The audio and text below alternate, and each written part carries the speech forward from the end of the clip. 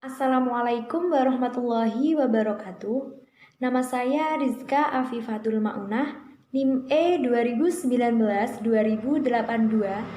Saya dari kelas Ekonomi Syariah 2. Di sini saya akan mereview materi yang telah disampaikan oleh dosen saya, Bapak Abdul Wadud Nafis, LC MEI, selaku dosen pengampu mata kuliah Ekonomi Makro Islam yang telah menjelaskan tentang pengantar ilmu ekonomi. Di sini saya akan mereview yang pertama, pengertian dari ekonomi. Istilah ekonomi berasal dari bahasa Yunani, yaitu oikos dan nomos. Oikos berarti keluarga atau rumah tangga, dan nomos berarti aturan atau tatanan hukum, sehingga bisa diartikan sebagai ekonomi adalah suatu manajemen rumah tangga atau aturan dalam rumah tangga. Bagaimana cara kita mengatur pembelanjaan dan pembiayaan yang ada dalam rumah tangga. Ilmu ekonomi adalah sebuah cabang ilmu yang merujuk pada asas-asas produksi, distribusi, dan pemakaian barang. Menurut Abraham Maslow, ilmu ekonomi adalah sebuah bidang ilmu yang berguna untuk menyelesaikan permasalahan kehidupan manusia. Pembagian ilmu ekonomi.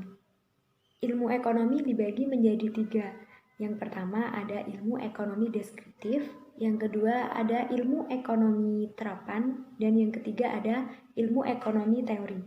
Yang pertama ada ilmu ekonomi deskriptif. Sesuai dengan namanya, ilmu ekonomi deskriptif ini akan mendeskripsikan data-data sesuai dengan kenyataan dan juga sesuai dengan fenomena yang ada. Contoh dari ilmu ekonomi deskriptif ini adalah krisis moneter yang terjadi di Indonesia pada tahun 1998. Yang kedua adalah ilmu ekonomi mikro. Ilmu ekonomi mikro adalah ilmu yang mempelajari tentang kegiatan perekonomian dalam ruang lingkup yang kecil atau khusus. Apabila ekonomi makro mempelajari tentang kegiatan perekonomian secara luas, dan ekonomi mikro mempelajari tentang kegiatan perekonomian secara khusus atau kecil. Kita perlu mempelajari ilmu ekonomi karena pada dasarnya manusia adalah makhluk sosial dan makhluk ekonomi, di mana kita melakukan komunikasi dan juga kegiatan ekonomi dalam kehidupan sehari-hari. Memanfaatkan ilmu ekonomi bisa juga sebagai landasan dalam pengambilan keputusan. Mungkin itu saja review dari saya, kurang lebihnya saya mohon maaf. Sekian dari saya. Wassalamualaikum warahmatullahi wabarakatuh.